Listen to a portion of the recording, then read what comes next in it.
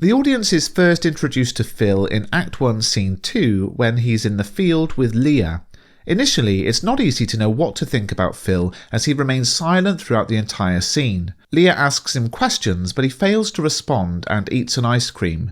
In a play filled with mirroring and parallel scenes, we see the same thing happen again in Act 2, Scene 2, where Leah talks about bonobos and Phil silently eats a pack of Starburst, and in Act 3, Scene 2, where Leah tells Phil she's leaving, whilst Phil remains largely silent and prepares a waffle. Whilst these scenes might at first appear comic, there's something sinister going on under the surface.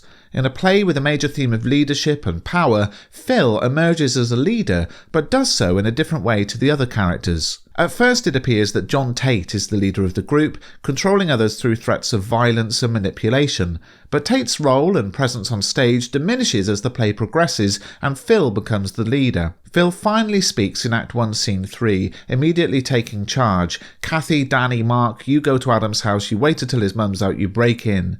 The use of imperatives shows that Phil has taken control. He tells the others to go, wait, break in, get in, find, buy, take, tell, keep up, enter, make your way, meet, find, walk, drop, let, tear. When Phil comes out with his plan, he does so fluently, and this contrasts the broken and hesitant dialogue of John Tate. It's a bit serious, but let's not overplay the.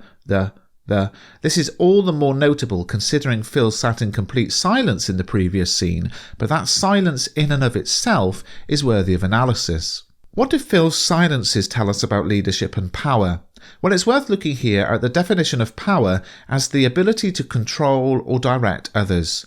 In the early scenes, Phil controls Leah through his silence. He asserts his power over her by refusing to engage in conversation, which leaves Leah, desperate for his attention, continually asking him questions such as, "What are you thinking? Is it me? What good things?" Phil seems to be aware of the fact that the best way to assert power over Leah is to remain silent. But with the group, he's aware that the best way to assert his power is to come up with a plan and decisively direct others. As John Tate mentions, Phil is clearly an intelligent character. His direction, "Don't touch the jumper," shows an understanding of criminal investigative procedure. The fact that he's able to so quickly come up with a plan to turn suspicion about Adam's disappearance away from the school students, a plan that works as intended, also shows his intelligence. In Act 2, Phil's behaviour becomes more overtly sinister. He tells Brian to go to the police and identify the postman they're holding as a suspect. When Brian refuses, Phil threatens him. "We'll take you up the grill now, we'll get you by the arms, by the legs, we'll throw rocks at you until you drop, you'll land on Adam's corpse and you'll rot together." Note how Phil controls Brian through threats of violence. Brian appears to be the weakest member of the group, seen through the fact that he was the one chosen to go to the head teacher in tears. The suggestion is that he was the most likely to be believed.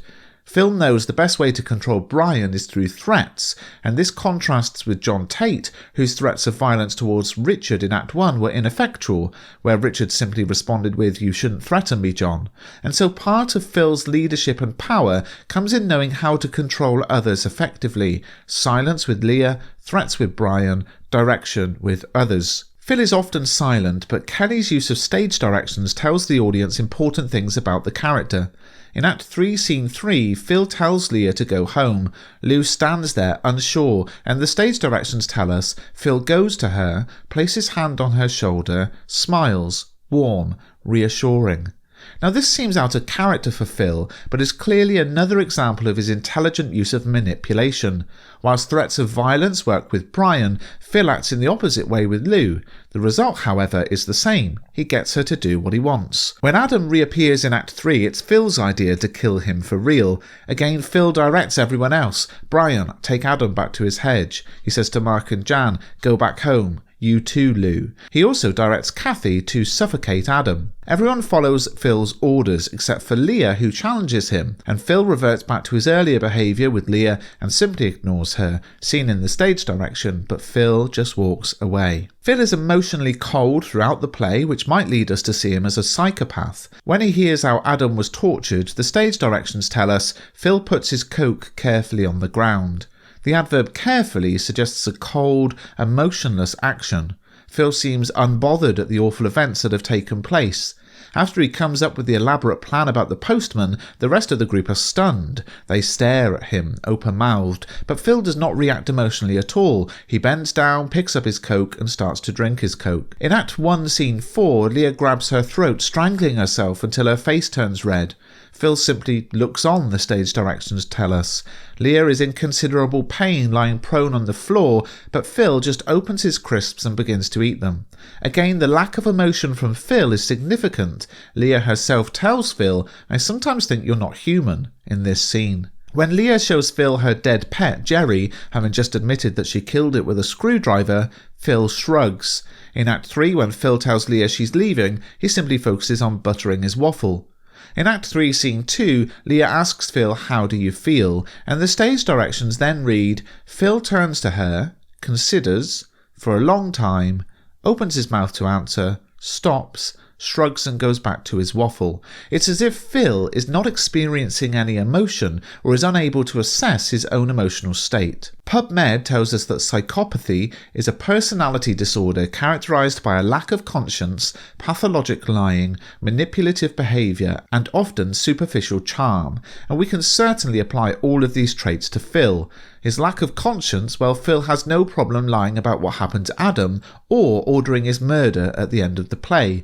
Pathological lying, it is Phil who creates the elaborate lie about the postman. Manipulative behaviour, Phil's silent treatment towards Leah, threats of violence towards Brian, and supposed warmth towards Lou are all examples of his manipulative behaviour. Superficial charm, Phil's actions with Lou, where he goes to her, places his hand on her shoulder, smiles, warm, reassuring, are a clear example of this. However, in the exam, you're not going to be expected to perform a medical diagnosis on the characters. Admittedly, though, it is interesting to think about. One of the exam board mark schemes referenced how Leah is a foil for Phil.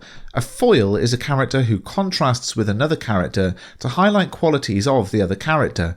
And it's true that Leah's constant talking in the field highlights Phil's silence, and Leah's emotional outburst when she realises Phil plans to kill Adam for real, no, wait, you can't, no, heightens the lack of emotional response from Phil. And so a character analysis of Phil or Leah might reference this point about Leah functioning as a foil.